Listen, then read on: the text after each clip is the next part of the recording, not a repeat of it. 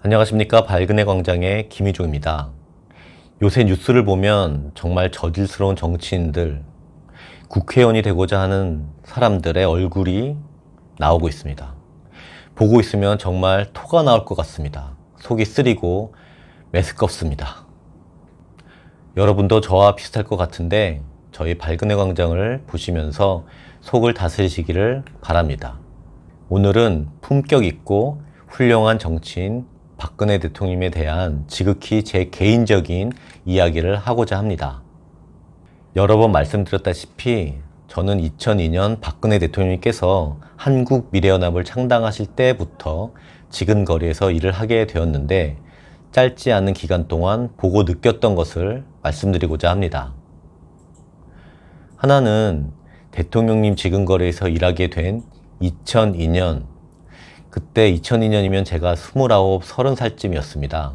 그리고 당시 대통령은 김대중이었고 한일 월드컵이 있었으며 그해 겨울에 대통령 선거가 있었습니다. 노무현이 대통령이 되었습니다.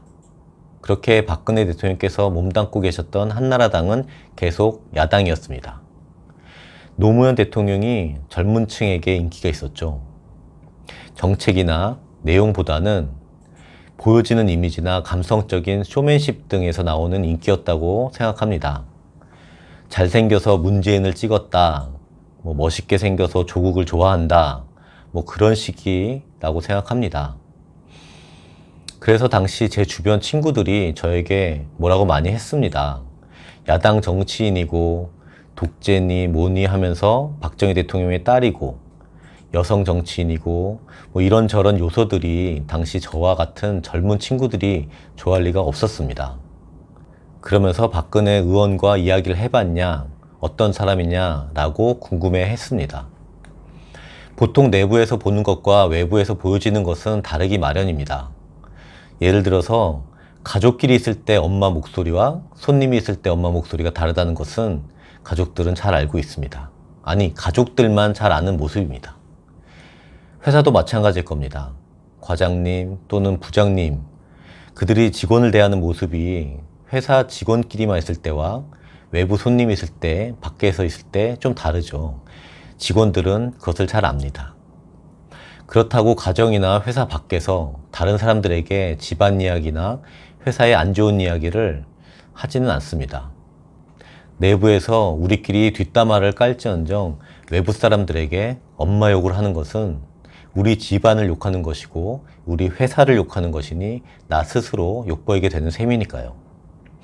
그래서 외부에 말할 때는 어느 정도 거짓말을 하게 되는데 하얀 거짓말이라고도 할 수 있겠습니다. 친구들이 종종 궁금해했습니다.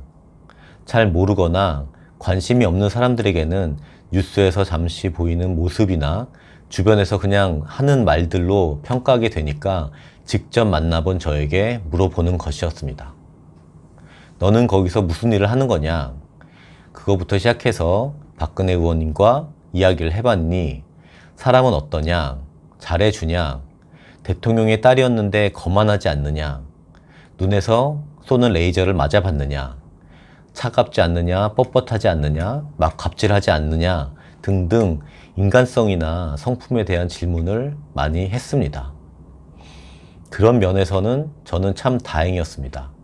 친구들에게 굳이 거짓말을 하지 않아도 되기 때문이었습니다. 박근혜 대통령님의 인품이나 진정성, 그리고 그것이 표출되는 말이나 행동들이 전혀 친구들이 우려하는 것과는 달랐습니다. 그래서 한 점의 거짓말, 하얀 거짓말조차 필요하지 않았습니다. 박근혜 의원님은 좋은 분이시다. 사람을 함부로 대하지 않으신다. 늘 겸손하시고 예의 바르시다. 나는 박근혜 의원님이 존경스럽다. 그런 분의 일을 하게 되어 참 다행이고 감사하다 라고 당당하게 말할 수 있었습니다. 처음 뵌 순간부터 지금까지도 박근혜 대통령님의 겉과 속은 다르지 않으신 분이고 앞과 뒤가 다르지 않은 분이라는 것을 저는 잘 알고 있습니다. 두 번째로 말씀드리고 싶은 거는 제가 대통령님을 뵈면서 했던 생각인데, 인간 박근혜는 인간적으로 보면 참으로 불행하지만 대한민국으로서는 박근혜라는 정치인이 있다는 게 참으로 다행이다 라는 생각이었습니다.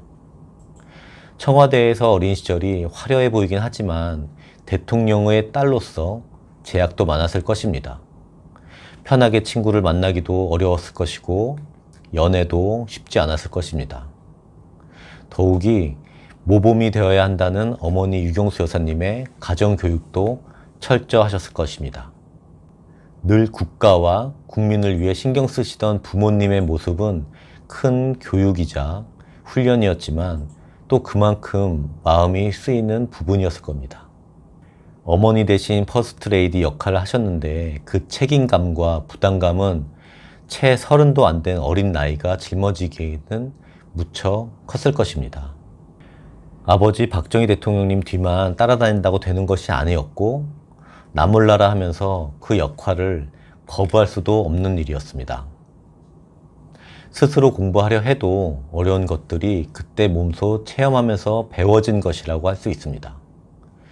어머니는 23살 때, 아버지는 28살 때 그 어린 나이에 흉탄으로 부모님을 잃었습니다. 그렇게 청와대를 나오시게 되고 주변 사람들 모두가 돌아서는 경험을 하시게 됩니다. 아버지 박정희 대통령님과 어머니 유경수 여사님을 매도하고 자신을 배신하는 모습을 보시게 됩니다. 몇 년 동안 부모님 제사도 제대로 드리지 못하셨습니다. 그렇게 매도된 아버지, 어머니의 업적을 바로 세우는 기념 사업을 하시다가 나라가 휘청거리는 IMF 때 어떻게 세운 나라인데 라는 마음으로 정치에 입문하셨습니다. 대통령이 되시기까지 가족도 없이 국회의원으로서 당대표, 비상대책위원 등 어려운 고비마다 버팀목이 되셨지만 많은 음해와 배신으로 셀 수도 없는 상처를 받으셨습니다. 오죽했으면 평범한 가정에 태어났더라면 이라는 제목의 책을 쓰셨겠습니까? 인간적으로 보면 드라마의 주인공보다 훨씬 많은 풍파와 역경 스토리를 가지고 계셔서 너무나 안쓰럽고 불행해 보입니다. 하지만 그런 풍파에 잘 다듬어진 훌륭한 지도자이자 사심없는 정치인이기 때문에 대한민국에게는 이런 지도자가 있다는 게 참으로 다행이라고 생각해 왔습니다. 이렇게 표현하면 맞을까 싶은데 작년에 은퇴한 빙상의 여제 이상화 선수, 스피드 스케이팅 선수로 오랫동안 세계 최고였는데 그 많은 시합에서 승리하고 국위선양하는 모습을 우리는 기억하고 있습니다. 대한민국에게 금메달을 안겨준 그 많은 승리 뒤에는 인간 이상화 선수의 뼈를 깎는 고통의 절제와 훈련이 있었습니다. 아마 이상화 선수의 피땀 흘리는 훈련 과정을 지켜본다면 먹을 것 못 먹고 제대로 쉬지도 못하고 몸을 움직이는 것을 지켜보고 있다면 가족과 친구를 절제하며 홀로 외롭게 연습하는 것을 지켜보고 있다면 그 순간은 이상화 선수가 무척 불행해 보였을 것입니다. 그러나 불행해 보이는 이상화 선수가 올림픽과 선수권 대회에서 금메달을 대한민국에 안겨주고 국민들을 행복하게 해주는 것입니다. 어찌 보면 이상화 선수의 아픔이 대한민국에게는 다행이라고 할 수 있는 것입니다. 어찌 보면 인간 박근혜가 불쌍해 보이고 불행해 보이지만 대한민국으로서는 이런 정치 지도자가 있다는 게 참 다행한 일이었다고 생각합니다. 결국 박근혜라는 깨끗하고 빛나는 정치 지도자에 의해 자신들의 더러움이 드러나는 것이 무서운 나머지 모든 수단과 방법을 동원해 탄핵과 구속으로 끌어내렸다고 밖에 볼 수 없습니다.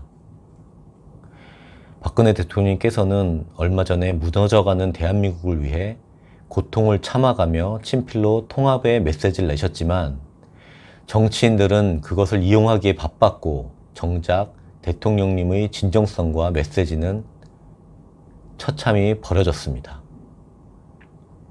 어쩌면 이번 선거 이후에는 결과와 상관없이 박근혜 대통령님을 잊어버릴지도 모릅니다. 하지만 우리는 꼭 기억해야 합니다. 박근혜 대통령님을 기억해야 합니다. 다시 박근혜 대통령님이 필요합니다. 다시 박근혜입니다. 얼마 전 영상에서 다시 박근혜라는 명칭으로 저희 발근혜 광장이 프로젝트를 진행할 거라고 말씀드렸습니다. 다시 박근혜 프로젝트 1탄. 그것을 준비하고 있다고 말씀드렸는데 드디어 다음 주 초에 여러분들께 공개할 수 있게 되었습니다. 그동안 비밀리에 준비했었는데 거의 완성이 되었습니다. 아마도 4월 14일 다음 주 화요일쯤에 여러분들께 공개할 수 있을 것입니다. 다시 박근혜 프로젝트 제1탄 기대해 주시기 바랍니다. 좋은 영상을 계속 만들기 위해 정기 구독 받고 있습니다. 좋아요, 구독 눌러주시고 계속 응원 부탁드리겠습니다. 감사합니다.